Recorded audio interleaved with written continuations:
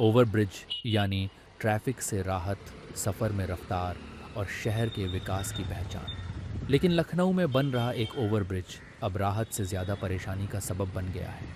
दरअसल उत्तर प्रदेश की राजधानी लखनऊ में एक मकान के कोने सीधे ओवरब्रिज की निर्धारित दिशा में आ गए हैं, जिसकी वजह से निर्माण कार्य महीनों से पूरी तरह से ठप पड़ा है। लोगों को इस अधूरे काम की वजह से आने जाने में भी काफ़ी परेशानी हो रही है।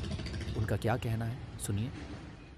ये कम से कम 6 महीने हो गए इसको काम रुके हुए।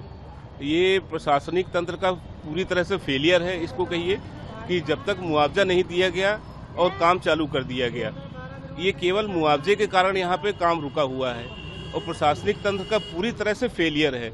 ना तो यहाँ सर्विस रोड बनाई जा रही है, ना तो नाली बनाई जा रही है और ना ही इसका फ्लाईओवर का काम आगे बढ़ाया जा रहा है। ये ओवरब्रिज का काम रुकने से कितनी आबादी है जो प्रभावित हो रही है? यहाँ कम से कम 5 लाख आदमियों की आबादी है यहाँ पे। यहाँ से लेकर के मौंदा तक पूरा, यहाँ से कम 15 कॉलोनियाँ, तो यहाँ पे आपको केवल 1 किलोमीटर के अंदर 15 कॉलोनियाँ मिल जाएंगी। उसके आगे मौंदा कम से कम यहाँ से 15 किलोमीटर आगे तक जाएंगे, वहाँ तक की कॉलोनियाँ सफ़र कर रही हैं। काम रुकने से क्या कुछ समस्याएं यहाँ पर देखने को मिल रही है? काम रुकने से महिलाएं, बच्चे हैं, ऑफिस है, कोई समय पर पहुँच नहीं पा रहा, मरीज नहीं पहुँच पा रहे हैं। वहीं मकान का कोना फंसने से कई महीनों से निर्माण कार्य रुका हुआ है।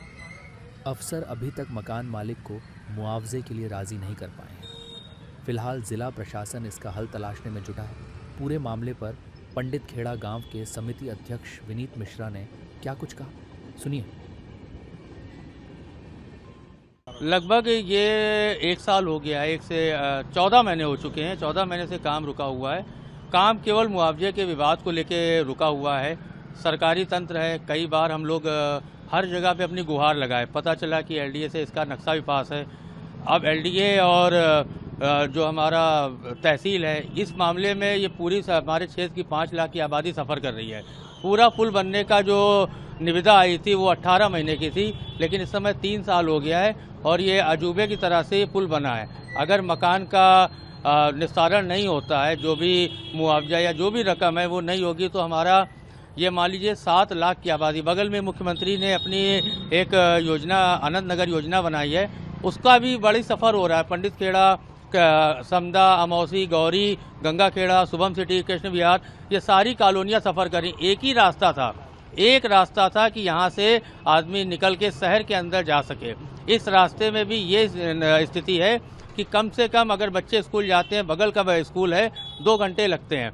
अगर किसी भी व्यक्ति को 9 बजे अपने ऑफिस जाना तो फिर 7 बजे निकलना पड़ता है। शाम को अगर वो 6 बजे आता है तो अपने घर पे 8 बजे पहुँचता है, केवल इस केसरी खेड़ा फाटक की वजह से।